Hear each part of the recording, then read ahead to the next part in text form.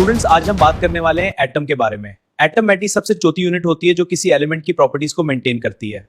Atom तीन basic particle से मिलकर बना होता है, प्रोटॉन, न्यूट्रॉन और इलेक्ट्रॉन। प्रोटॉन पॉजिटिव चार्ज रखता है और न्यूक्लियस के अंदर मौजूद होता है। इलेक्ट्रॉन नेगेटिव चार्ज रखता है और न्यूक्लियस के गिर्द घूमता रहता है। अब बात करते हैं मॉलिक्यूल की।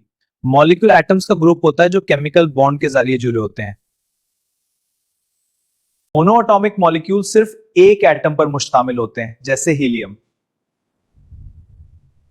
डायटोमिक मॉलिक्यूल्स दो एटम्स पर मुश्तमिल होते हैं, जैसे ऑक्सीजन O2। पॉलीएटॉमिक मॉलिक्यूल्स दो से ज्यादा एटम्स पर मुश्तमिल होते हैं, जैसे ओजोन O3 या फास्फोरस P4। स्टूडेंट्स, केमिस्ट्री में एक इंपॉर्टेंट टर्म होती है सब्सटेंस।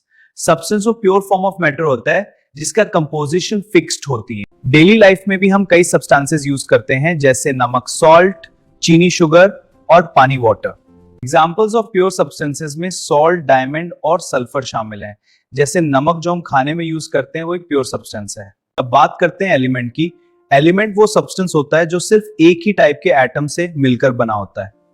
एलिमेंट सॉलिड, लिक्विड और गैस स्टेट्स में मिलते हैं, जैसे कॉपर सॉलिड मेटल है जो थर्मोमीटर में यूज होता था और ऑक्सीजन गैस फॉर्म में होती है। एलिमेंट सॉलिड जो वायर्स में इसमें यूज होता है, मर्क्यूरी लिक्विड एलिमेंट है, थर्मोमीटर में यूज होता था और ऑक्सीजन गैस फॉर्म में होती है। मेटल्स वो एलिमेंट्स होते हैं जो इलेक्ट्रिसिटी और हीट को कंडक्ट करते हैं और शाइनी होते हैं।